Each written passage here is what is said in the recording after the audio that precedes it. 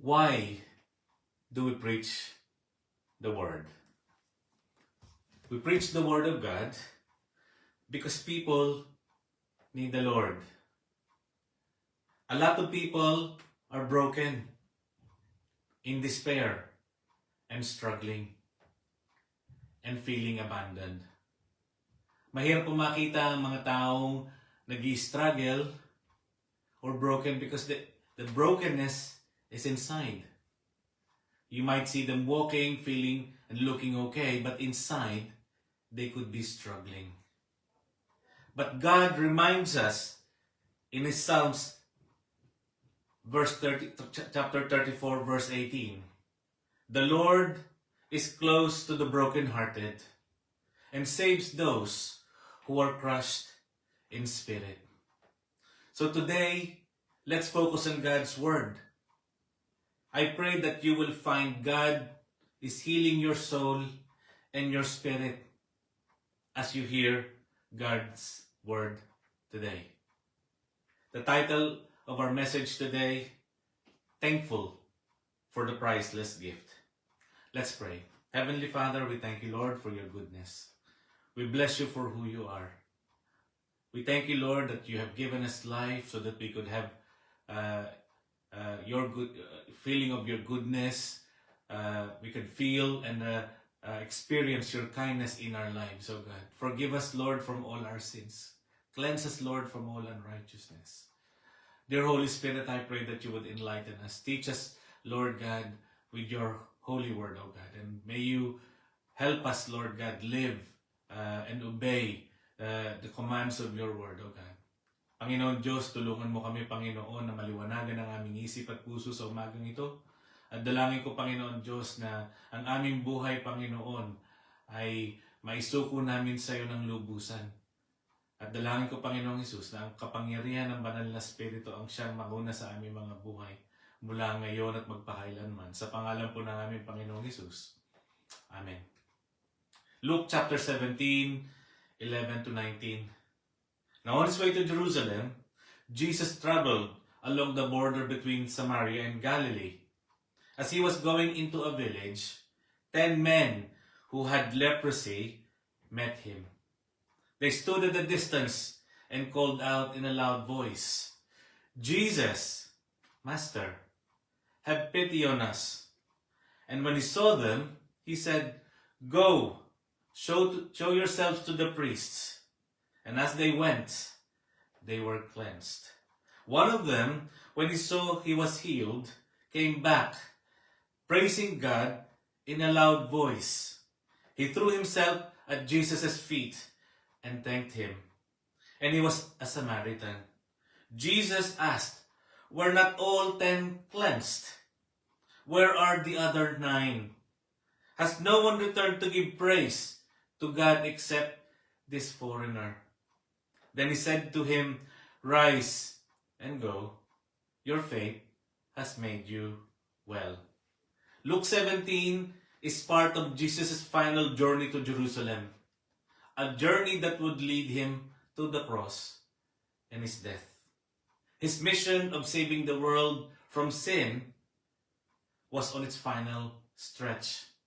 Palapit na po ang ating Panginoon sa kanyang pagbibigay ng kanyang sarili sa krus ng Kalbaryo para ihain ang kanyang sarili para tayo mapatawad sa ating mga kasalanan. At sa kanyang pag-travel into Jerusalem, he passes by the border of Samaria and Galilee, and 10 lepers saw him, and as they saw him, they met Jesus from a distance and called out in a loud voice, "Jesus, Master, have pity on us."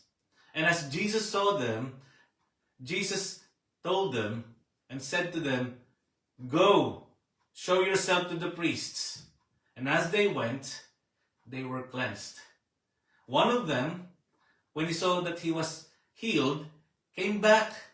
Lumapit siya, bumalik siya sa ating Panginoon. Bago siya bumalik, siya ay nagpupuri sa ating Diyos na malakas na boses, nagbibigay ng pasasalamat sa ating Diyos sa kanyang kagalingan. At sa kanyang pagkakita sa ating Panginoong Hesus, siya ay nagpatira pa, nagpasalamat. at sumamba sa ating Panginoon. At sabi ng Panginoon sa kanya, tumayo ka, ang iyong pananampalataya ang nagbibigay sa iyo ng kaalwanan ng iyong buhay. Your faith has made you well. What are the things that we could learn from this text? Ano nga ba ang application nito sa ating mga buhay? Anong ating matututunan? First, there are two journeys that we could look at. Unang-una, Jesus' journey. Jesus' journey was on his way to his cross. His way to the cross will make us righteous. It will make us receive forgiveness. Yung kanyang pagpunta sa krus ng Kalbaryo, hindi naman para sa kanyang sarili. Ito'y para sa ating mga tao na nangangailangan ng kapatawaran. It will make a way for true freedom for people who are sinners like us. It will give us true life and would give us acceptance from God. Nakita nyo, one-sided. Laging ang benefit ay para sa ating mga tao. Yung kanyang pagsuko, kanyang pagsunod sa ating Diyos Ama ay para sa ating nangangailangan ng kapatawaran. A journey to the cross. Jesus' final journey to Jerusalem meant that he is approaching his death and thereby getting closer to his resurrection and ascension to heaven. A journey to die for everyone. Wala namang gustong mamatay para sa lahat ng tao. Ang pwede lang gumawa nito ay ating Diyos dahil siya ay walang kasalanan. Siya ang natatanging tupa o lamb na walang kasalanan na pwede magbigay at maghain ng kanyang sarili para tayo mapatawad. 1 Peter 2 verse 24. He himself bore our sins in his body on the cross so that we might die to sin and live for righteousness. By his wounds, you have been healed. Hindi lang naman ito physical sickness, but that wound that Jesus incurred on the cross healed our sins, healed our separation from God. Binigyan na tayo ng pagkakataon na makalapit sa Diyos. But we have a choice. Do we approach Him? Do we come to Him? Do we kneel before Him and say, Lord, I am a sinner? That is a choice that you and I will have to make. It is also a journey to fulfill God's work. This is a journey of a point of no return. For Jesus, it is what pleases God that gives Him satisfaction. John chapter 4, verse 34, my food, said Jesus, is to do the will of Him who sent me and finish His work. Yung kalooban ng Diyos ang aking susundin, tatapusin ko yung gawain na gusto niyang gawin ko. Tatapusin ko ito, kukumpletuhin ko ito para matupad ang kalooban ng Diyos. Ano ba ang kalooban ng Diyos? For God so loved the world that He gave His only Son, that whoever believes in Him will not perish but will have eternal life. Na tayong lahat na makasalanan, makalapit sa Diyos sa pamamagitan ng kamatayan ng ating Panginoong Hesus at magkaroon ng buhay na walang hanggan. Yun ang kalooban ng ating Diyos. Nasa sa atin muli ang desisyon. It is in our decision if we are gonna come to Jesus or not. It's a choice whether to come or not. John 17 verse 4, I have brought you glory on earth by finishing the work you gave me to do. Ang sabi ng Panginoong Hesus, palapit na sa krus ng Kalbaryo, tinapos ka, Ama, ang pinapagawa mo sa akin para magbigay sa iyo ng kaluwalhatian. Tinapos ko na, naihatid ko na ang mabuting balita sa lahat ng tao. Ito ay para nilang mapakinggan. But are we listening to what Jesus is teaching us right now? Sa ating pakikinig, madalas ang salita ng Diyos, nagbibigay liwanag nawa ang mga naririnig natin sa ating mga kaisipan, sa ating mga puso. At nasa ganon tayo mailapit ng kanyang salita sa kanyang presensya. It is a journey to fulfill God's work. But also, it is a journey full of grief and sorrow. Remember that Jesus is giving His life.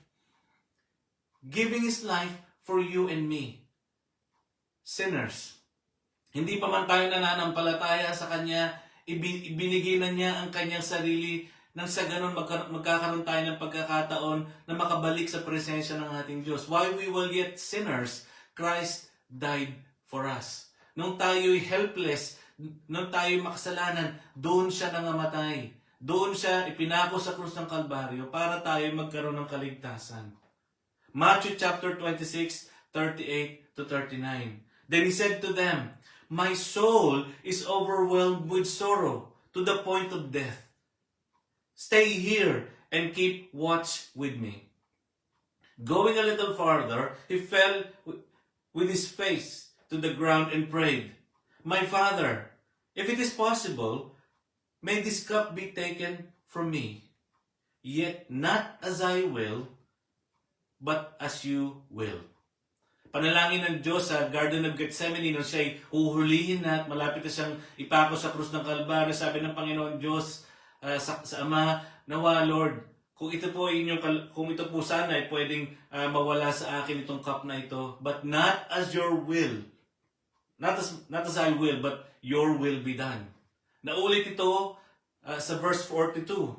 He went away a second time and prayed, "My Father, if it is not possible for this cup to be taken away unless I drink it, may your will be done." Yung sinasabi ng Panginoon na nawa kung ito po pwedeng tanggalin sa akin, tanggalin nyo na lang. But Lord, not my will, but your will be done. Yung alam mo na ikaw ay isa-sacrifice, alam mo na ikaw ay mamamatay, alam mo ikaw ay papako sa krus ng Kalbaryo para sa kasalanan ng mundo. Hindi naman ito a joyful ride. Hindi naman ito masayang tanggapin dahil ikaw ay maghihirap para sa taong madalas nire-reject ka. Diba? Hindi madaling tanggapin na ikaw ay magsasuffer sa mga taong kinakainisan mo o sa mga taong hindi mo gusto. But Jesus did it. Although full of grief and sorrow. Yun yung journey ng ating Panginoong Hesus papunta sa krus ng Kalbaryo. As we look at this text, as He draws near to Jerusalem. But also, we're looking at another journey. The journey of the 10 lepers. Their journey as well weren't good as well. They were broken, kinakainisan sila ng mga tao, kinamumuhian sila ng mga tao, madumi sila in the community's presence. So their journey is living on the outside. The 10 lepers were outcast and could be waiting for nothing to happen. Yung parang naghihintay ka sa kawalan. Yung parang naghihintay ka na walang tutulong. Verse 12, as he was going into a village, 10 men who had leprosy met him. They stood at a distance and called out in a loud voice, "Jesus, Master, have pity on us." Bakit ba stood at a distance? Because they were unclean. Hindi sila pwedeng lumapit ng malapit na malapit sa isang tao dahil yung lalapitan nila magiging maruwet. Because of those traditions, they were shouting from a distance. They were shouting in a loud voice. One, because it's at a distance, but also there were crowd following Jesus as well. So therefore, they have to catch Jesus' attention.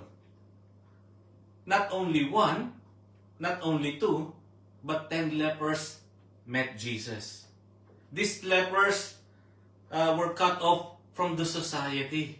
Imagine, these 10 lepers have got 10 families. Maaring inabandon sila, maaring hindi na sila inasikaso, inaruga. They were cut off from their community. Leviticus chapter 13, 45 to 46. Anyone with such defiling disease must wear torn clothes. Let their hair be unkempt. Cover the lower parts of their face and cry out, "Unclean, unclean." As long as they have the disease, they remain unclean. They must live alone. They must live outside the camp. Napaka-unloving ng sitwasyon dahil yung kanilang kasakitan pwede magkaroon ng infection sa ibang tao at makahawa ng ibang tao. And therefore, they need to be separated, segregated outside the camp. No one wants to reach out to them. For all these lepers, they don't receive care. And they are abandoned. They were begging for help outside the village. Kung sino yung magbibigay ng limos, kung sino yung magbibigay ng pagkain, nandoon sila para tumanggap. But the pain of waiting was unbearable. The infection slowly multiplies in the body over years, affecting nerves and skin and other tissues. Itong mga lepers po na ito, pagka severe yung cases, 8 to 9 years on the average, and they will die. To each of them, this could be a journey of despair, of ultimate suffering ending into a loss of life. Yung kanilang sitwasyon, akala natin leper lang, akala natin itong kasakitan na ito ay nung panahon na yon ay okay lang, pero most of this, if not healed, will die. Kasi hindi sila kinecare for, walang ganong nag-aaruga. But Jesus saw them. Ganon din tayo. Leprosy is a metaphor para sa ating mga tao. Yung leprosy kasi is a skin disease that penetrates our physical body. It penetrates the muscles, the nerves, the organs, creating disease inside and killing the person. And it's a metaphor for us.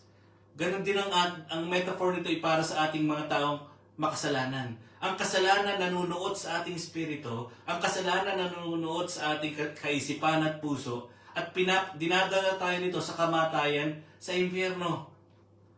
Kailangan nating gumaling, kailangan nating mapatawad sa kasalanan para tayo ay makalapit sa ating Diyos. And Jesus saw them because they cried out loud. Nung sila'y sumigaw sa ating Diyos, ang narinig nila, Jesus, Master, have pity on us. Here we could learn that Jesus is the only one or the only name we call out. Ang Panginoong Hesus lang, ang pangalan lang ng ating Panginoong Hesus, ang pwede nating tawagan para magpatawad ng ating mga kasalanan, para magpatawad sa ating mga karumihan. Sa kanila, si Jesus lamang ang kanilang tinawag para magpagaling sa kanilang leprosy. Katulad nung bulag na nangangailangan ng kaliwanagan in Luke chapter 18, 38 to 39. He called out, Jesus, Son of David, have mercy on me. This blind person knew that Jesus is the light of the world. He knew that Jesus is the answer for his blindness. Again, blindness is a metaphor. That blindness in him is physical, but we are also spiritually blind in the Word of God. Kailangan tayong maliwanagan sa katotohanan ng salita ng Diyos na tayo lahat makasalanan. All of this healing that Jesus has got a spiritual significance.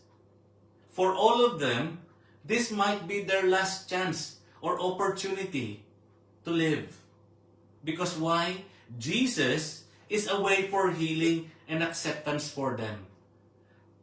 Ang Panginoong Hesus ang magbibigay ng healing and acceptance for them to go back into the community. For them to go back to the temple to worship God. It is a way for them to be restored to their families, to their loved ones.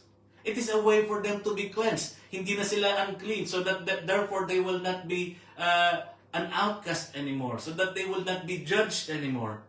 And a whole way to freedom. Kailangan nilang mapalaya. Very exclusive. Nandun lang sila sa outside of the camp. Sila'y nag-iisa. Kailangan silang mapalaya. Kailangan silang makihalubilo sa mga kataong kasama nila sa community. It is their last hope to live. And what would you do if you're in this position? What did they do? They stooped down to a servant or a slave position. When they called out Jesus, Master. have pity on us. And that is when we should start humbling ourselves in front of Jesus. Kailangan tayong magpakumbaba, kailangan tayong umamin na hindi natin kaya on our own. There are people who are struggling and we don't know if they have the ability to realize that they cannot do it on their own, and that's the reason why we preach the word, so that they will have hope in their lives. Matthew chapter 23 verse 12. For those who exalt themselves will be humble, and those who humble will those who humble will be exalted. They've signified that they're a slave to Jesus.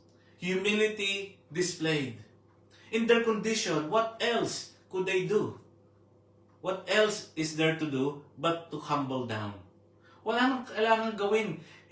You're at a loss. You're broken. Hindi na nila kailangan mapagmataas. The only way is to continue to be humble. Jesus is the master. And we are slaves to follow the master. Yung kailangan natin sundan yung master, which is Jesus. And what did they do? They follow what Jesus said. As Jesus commanded them to do, they went. Sabi ng Panginoong Jesus, go to the priest, or go show yourself to the priest. And they followed what Jesus has said. Marami silang narinig na ang Panginoong Jesus ay nagpapagaling. Marami silang nakita na ang Diyos, ang Panginoong Jesus ay nagbigay ng kagalingan. So, what could they do? It's just to obey because they've seen what Jesus has done. It was only then, when they went, that they received healing. What a priceless gift of healing. Walang pwedeng magbigay sa kanilang healing. In fact, iniiwasan sila sa komunidad na they're living outside the camp. But Jesus saw them. Jesus saw that they were helpless. Nakita ng Panginoong Hesus na walang umaaruga sa kanila. Nakita ng Panginoong Hesus na walang nagbibigay sa kanilang care. They were abandoned. The priests who were supposed to be looking for their care, hindi na pinapakailaman ng mga taong ito. Ang Panginoong Hesus ang nagbigay ng kagalingan.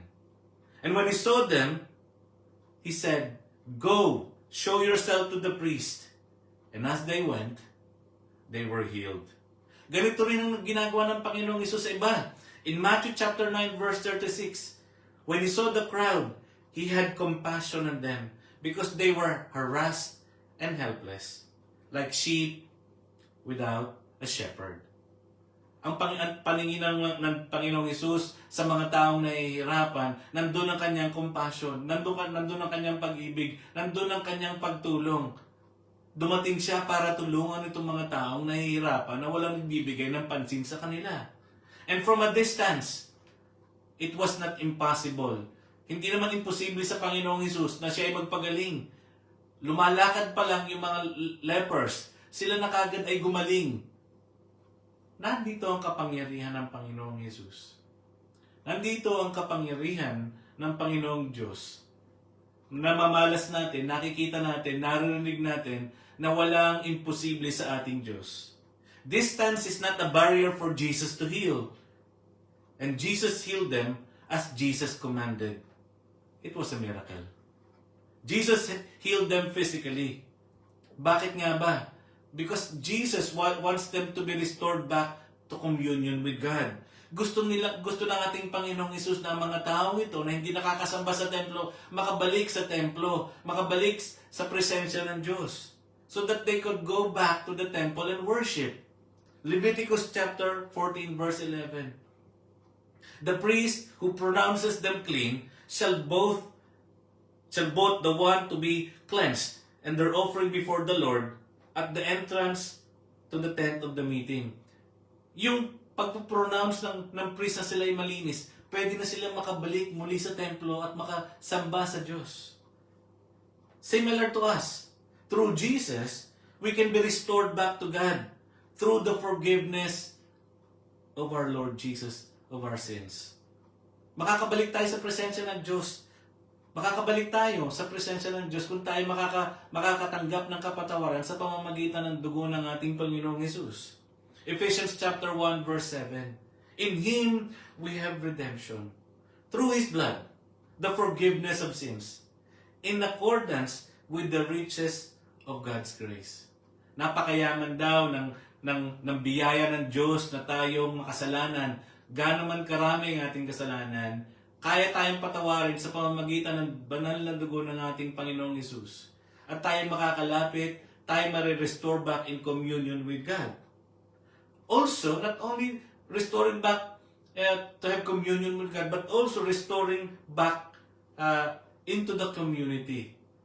Jesus healed them so that they could be restored back. Hindi yung namamalimos na lang sila, wala silang detached sila from their community or cut off from the society.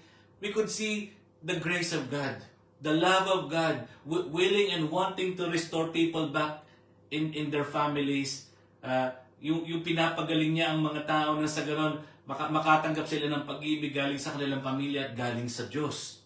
The turning point of the text that we're learning today is when all of them were healed on their way to the priest. Sila ay napagaling. Yun ang turning point ng ating istorya. Yun ang turning point ng ating mensahe ngayong umaga nito. Sila ay lahat ay napagaling. Here we could see two kinds of people. First, the grateful and thankful receiver. 10 ang napagaling, isa lang ang bumalik. Only one came back to worship, give thanks and praise. A Samaritan leper who was healed, who was the one who turned back to give thanks. Verse 15, one of them, when he saw he was healed, came back, praising God in a loud voice. What a victory, what a priceless gift to receive, but also, what a priceless gift to be giving thanks. Yung gumaling ka, yung leprosy mo, you're bound to die, wala nang kagalingan na tatanggapin, unti-unti kang namamatay, unti-unti kang nauubos dahil dun sa sakit mo, pero pinagaling ka ng Diyos. And here we could see, he praised God for his deliverance. In a loud voice, he was praising God. Nandito yung pagpapasalamat niya sa Diyos, na siya'y nakatanggap ng kagalingan, na hindi naman niya deserving, na hindi naman siya entitled, na hindi naman niya binili o dapat niya ma-deserve.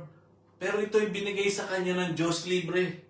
In perspective, he was a Samaritan. In fact, he was illegitimate when he went to Israel. Siya ay Samaritan. Foreigner siya. Hindi naman siya talaga totoong Hudyo. Kalahati lang siyang Hudyo. To the Jews, he was illegitimate. They hate Samaritans. In their eyes, he was legitimate, but illegitimate. But we could see, he wasn't afraid. Hindi siya takot. And we could see his humility at work. Nagpunta siya, nag-travel siya from Samaria going into the Israel, Galilee. Doon siya pinagaling ng ating Panginoong Hesus. At dito natin makikita na walang itinatangi ang Diyos. God doesn't show favoritism. Whether you're a Jew or a Gentile, whether you're white or brown, whether you're male or female, whether you're young or old, the Lord doesn't favor anyone. Acts chapter 10, verse 34. Then Peter began to speak. Now I realize how true it is that God does not show favoritism. Anyone who is broken, anyone who is in despair, anyone who is struggling can be healed. Why? Because God is close to the brokenhearted and shows and saves those people who are crushed in spirit. Kung ikaw napagaling, kung ikaw broken, how can you not praise the God Almighty. Ito yung sinabi ni David nung siya'y pinupursu ng kanyang mga kaaway ni King Saul para patayin. Psalms 18 verse 1 to 3. I love you, Lord, my strength. The Lord is my rock, my fortress, my deliverer. My God is my rock, in whom I take refuge, my shield and the horn of my salvation, my stronghold. I call to God, I call to the Lord, who is worthy of praise, and I have been saved from my enemies. He was saved by God.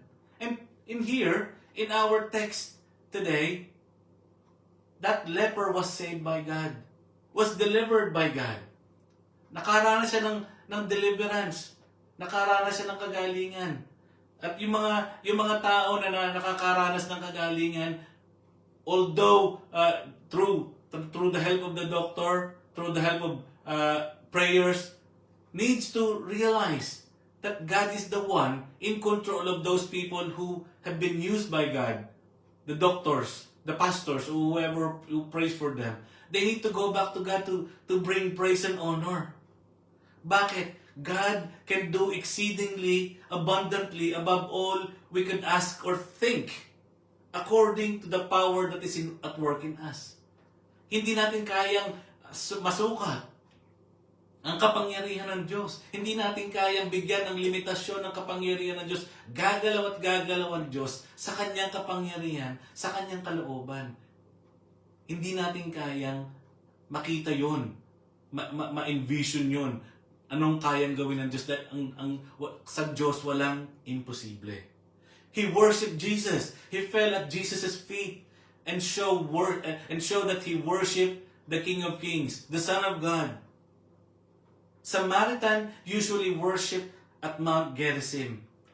Now, he knows where is God. Jesus' presence. He has seen Jesus, the Son of God. And now, he knows who to worship. Not in a mountain, not in a temple, not in a specific place, but in the heart. In the heart where you can commune to Jesus. Because if you have surrendered your life to Jesus, you have an open access to God. You don't need to be looking for a priest. You don't need to be looking for a pastor. You can reach God in your quiet place.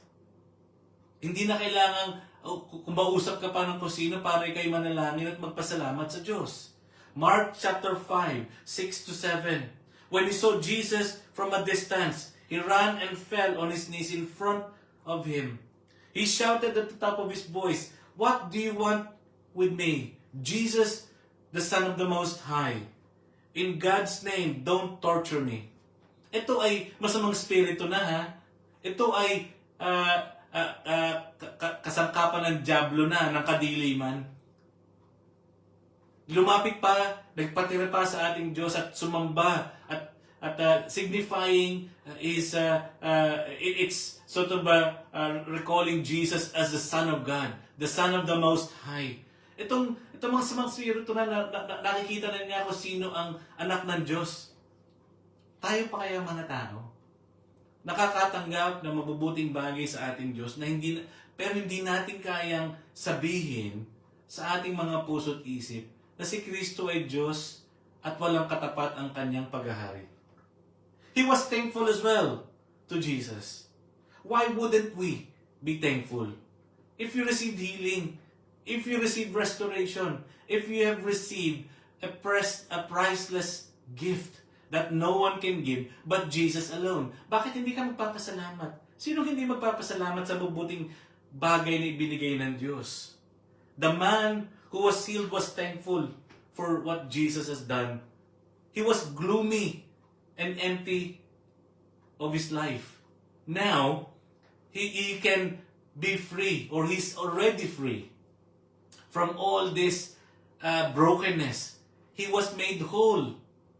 In 1 Thessalonians 5:18, give thanks in all circumstances, for this is God's will for you in Christ Jesus. Sa lahat daw ng pagkakataon, dapat tayo magpasalamat.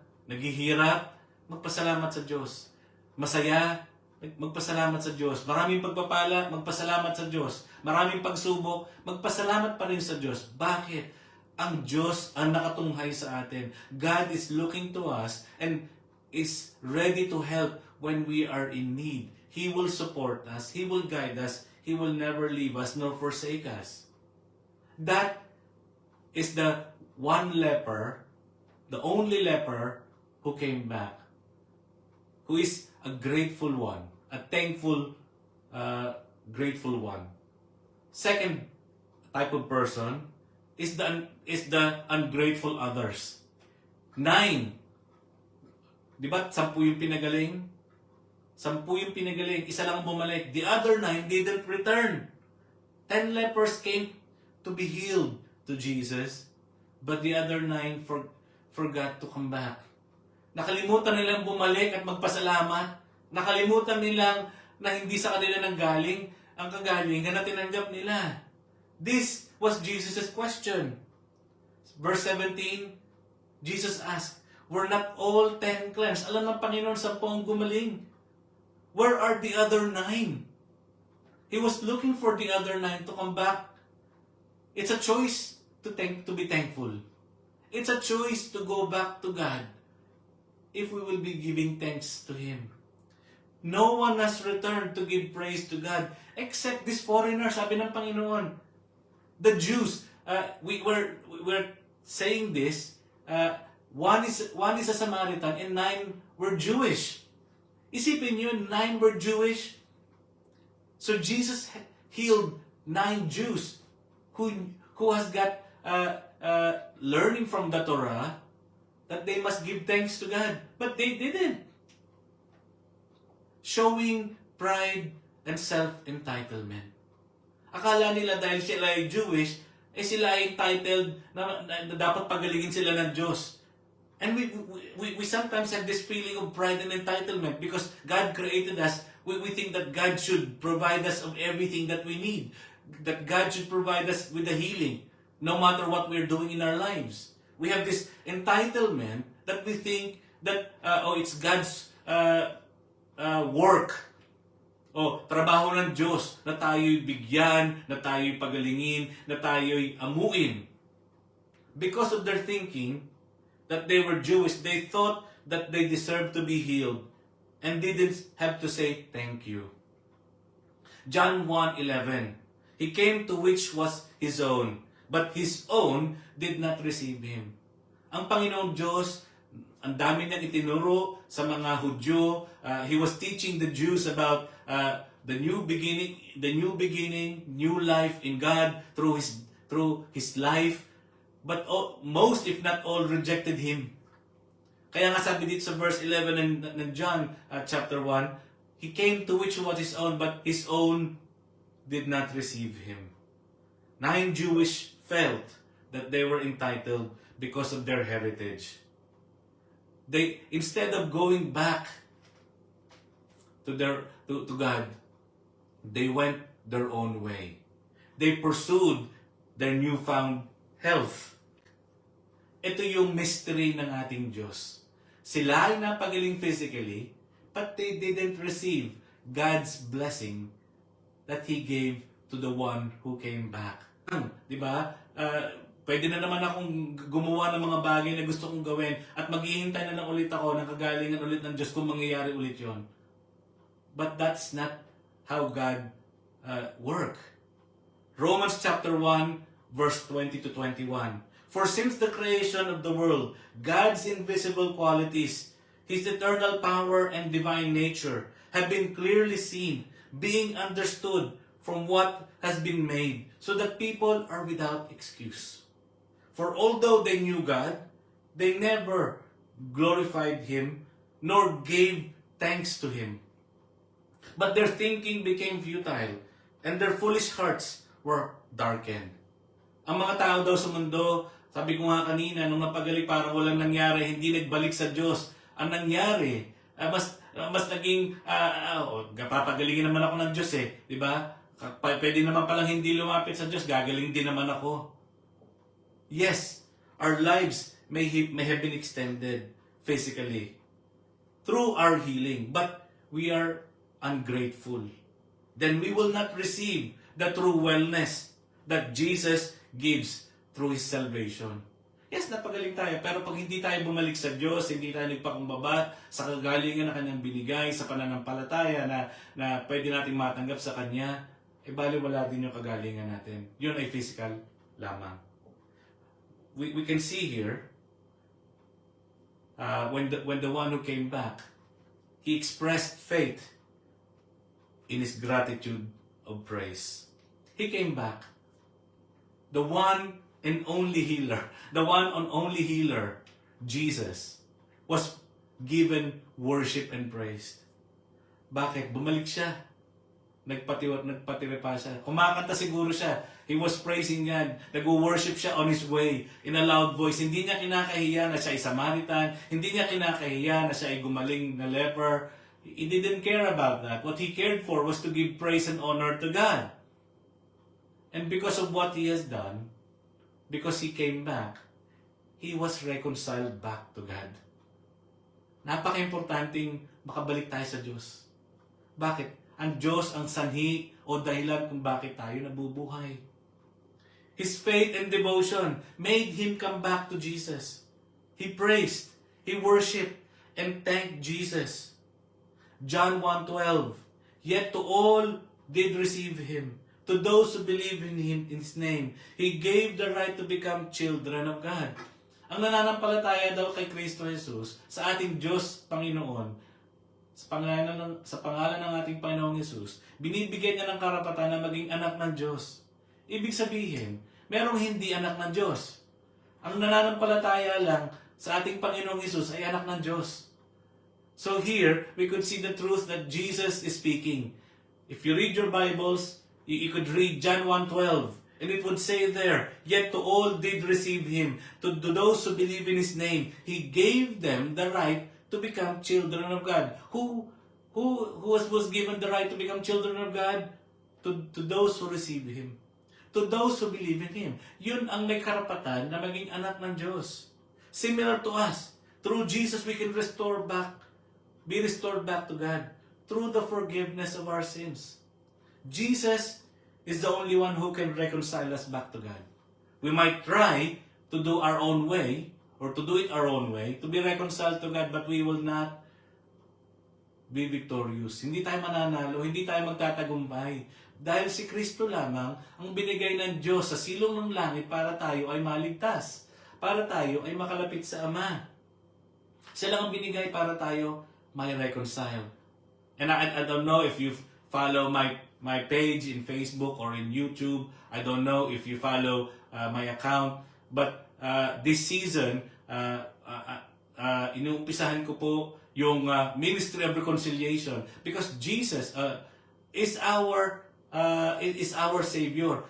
Para tayo lang ma-reconcile sa Diyos ay sa pamamagitan ng ating Panginoong Jesus. At tayo ay ginagamit ng Diyos to help bring people to Jesus so that we could be reconciling people to God. And I hope you would support that ministry of reconciliation. Ephesians chapter 1 verse 7. In Him we have redemption through His blood, the forgiveness of sin, in accordance with the riches of God's grace. Mapapatawad lang daw tayo kung tayo ay makakalapit sa ating Diyos sa pamamagitan ng pagpapatawad ng ating mga kasalanan. Sa pamamagitan ng Kanyang dugo tayo ay mariredeem. So now, he was reconciled back to God. And B, he is no longer a stranger or a foreigner. Hindi na siya kakaiba. Although he is Samaritan in his ethnicity, although he is illegitimate in the Jews' sort of tradition, in God, he's not a foreigner anymore. He's not a stranger anymore. He's been accepted in God's family. We could see God's grace restoring him into his household. Ephesians chapter 2 verse 19. Consequently, you are no longer foreigners and strangers, but fellow citizens with God's people, and also members of His household. Tinanggap tayo ng Diyos sa Kanyang pamilya. Tinanggap niya tayo sa kanyang kaharian. Kung tayo makakalapit sa pamamagitan ng ating Panginoong Hesus, tatanggapin tayo ng Diyos sa kanyang presensya. Signifying that the healing he received transcended physical. Hindi lang siya pinagaling physically, but pinagaling ang kanyang spirito. Pinatawad ang kanyang mga kasalanan at siya ay binigyan ng kaligtasan. Kumpletong kagalingan, hindi lang physical. He received spiritual healing as well. He was restored back to God completely. He was made well. Sabi ng Panginoon, rise and go. Your faith has made you well. He was made well not because he is worthy, not because he demands it. He was made well because of his faith. Coming back, going back, praising God, thanking God, and worshiping Jesus. Accepting Jesus as his only healer, Savior, and Redeemer. Gaining eternal life, salvation through his faith. He's not illegitimate anymore. He's a legitimate son of the Most High. Katunayan ito na natanggap niya ang kaligtasan. Kaya nga sabi ko kanina, thankful for the priceless gift.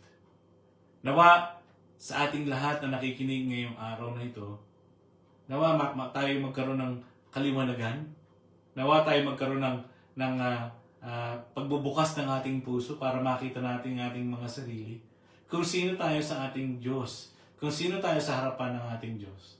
At nawa, itong kaliwanagan na ito ang siya magbigay sa atin ng pagpapakumbaba. Nang sa ganun tayo makalapit sa ating Diyos na walang pag-aalinlangan.